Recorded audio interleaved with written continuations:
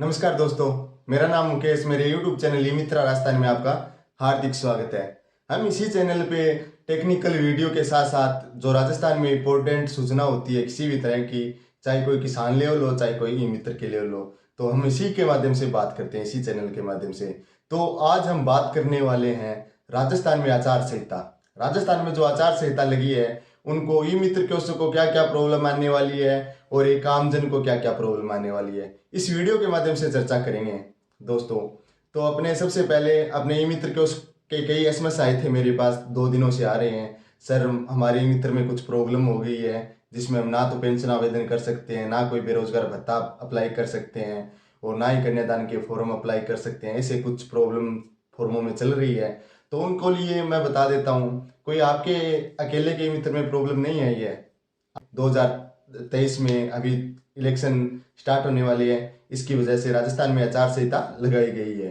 राजस्थान में आचार संहिता लगाई गई है और आचार संहिता के समय कुछ फॉर्मों को स्टॉपिड कर दिया गया है, जिसमें नए बजट के अनुसार उनको क्लियर दिया जाता है। अथॉरिटी नए बजट के अनुसार उनको दिया जाता है।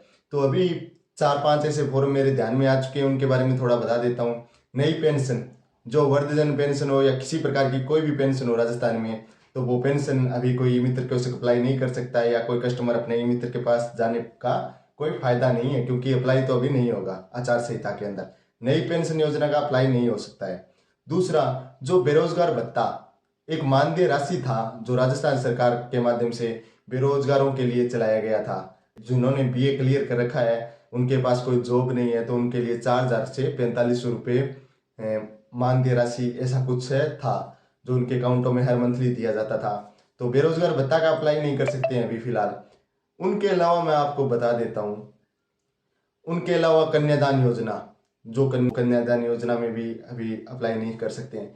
और सबसे महत्वपूर्ण योजना चिरंजीवी योजना। आज एक प्रत्येक राजस्थान का परिवार एक खुशहाली के साथ खुश था कर मुख्यमंत्री जी ने बहुत ही अच्छा काम किया था, जिसमें 25 लाख का बीमा 850 में देते थे। उसके बाद मुख्यमंत्री जी की दूसरी घोषणा में 25 लाख का बीमा निःशुल्क भी कर दिया गया था सभी के लिए, जो अंतिम में घोषणा हुई थी, जिसमें चिरंजीवी निःशुल्क दिया जाएगा।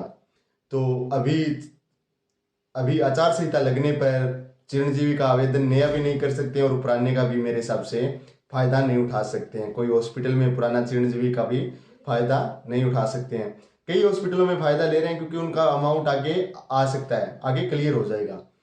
तो अभी मैं बता देता हूँ, नया चिरंजीवी में अगर आप नहीं जुड़े हो तो ना ही तो निःशुल्क में जुड़ सकते हो, ना ही 850 रुपये दे के जुड़ सकते हो। चिरंजीवी योजना से तो बहुत ज्यादा परेशान, वंचित, और चिरंजीवी योजना अपने लिए बहुत ही महत्वपूर्ण थी।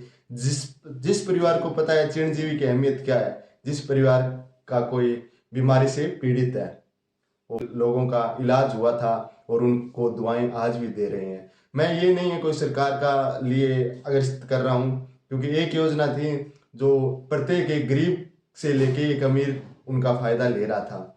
हालांकि छोटा मोटा इलाज 15,000, 20,000, 50,000 रुपये तो मैनेज कर लेते थे गरीब परिवार, लेकिन बड़ा अमाउंट का मैनेज नहीं।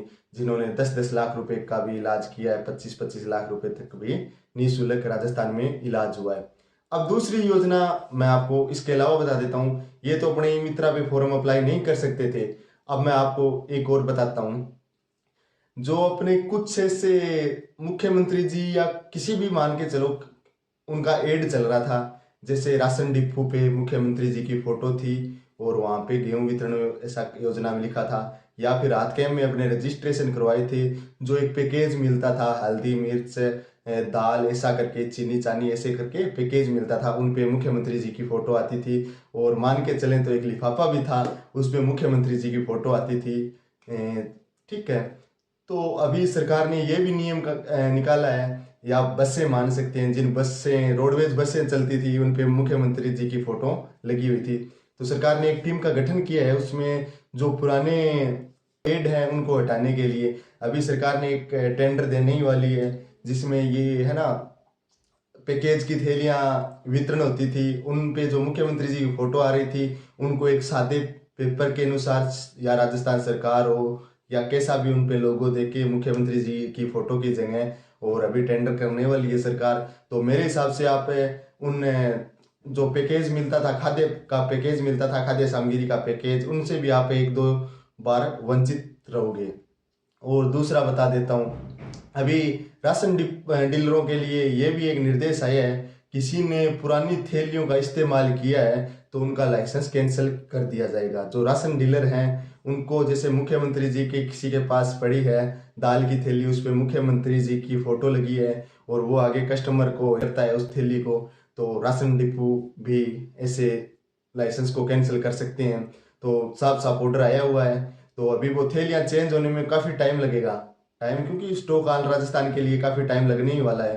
तो वो थैलियाँ भी चेंज होगी। ऐसी कई योजना थी, उन पे मुख्यमंत्री जी की फोटो थी, उन सभी फोटोओं को हटाया जाएगा, सभी प्रकार के ऐड हटाए जाएंगे। और ई मित्र कियोस्क और सभी को ये मन में नहीं रखना है मेरे पे ये योजना नहीं चल रही है, मैं पेंशन आवेदन नहीं कर सकता, बेरोजगार भत्ता अप्लाई नहीं कर सकता, चिरंजीवी अप्लाई नहीं कर सकता, या कन्यादान योजना अप्लाई नहीं कर सकता। ऐसी कई योजना थी, वो एक बार स्टॉपेड है क्योंकि नए बजट के अनुसार वो क्लियर होता है। तो अभी ऐसा कोई नया बजट वाला ऐसा कोई सिस्टम नहीं है। चुनाव इलेक्शन खत्म होने के बाद इन्हीं सर्विसों को सुचारू रूप से, हो सकता है सारी सर्विसेज सुचारू रूप से लाइव कर दे, या फिर इनमें से कोई सर्विस को वंचित भी कर दें अपने से। अभी तो अपने को बहुत ज़्यादा फायदा मिल रहा था सरकार की वजह से, हो सकता है काफ़ी अपने नुकसान में भी आ सकते हैं, फायदे में भी आ सकते हैं, वो आगे आने वाली सरकार पे डिपेंड करता है। तो दोस्तों, आप कस्टमर को बढ़िया तरीके से समझाओ कि अभी कुछ जो एड है, लोगो है, उनको हटाने के लिए आपको ये खाद्य सामग्री नहीं मिलेगी, और ना ही आप कोई बजट के अनुसार, बजट क्लियर न होने के अनुसार आप ना ही कोई फॉर्म अप्लाई कर सकते हो, जैसे पेंशन योजना हुआ, इसी टाइप के कई फॉर्म चल रहे हैं। तो उन्हीं मित्रा के लिए, और कोई भी इंपॉर्टेंट न्यूज़ आएगी, चाहे किसान के लिए हो, चाहे ई मित्र के लिए हो, या चाहे कोई छात्र के लिए हो, तो मैं इसी चैनल पे अपलोड करूँगा। मेरे चैनल ई मित्रा राजस्थान को आप सब्सक्राइब एंड लाइक जरूर करें। धन्यवाद।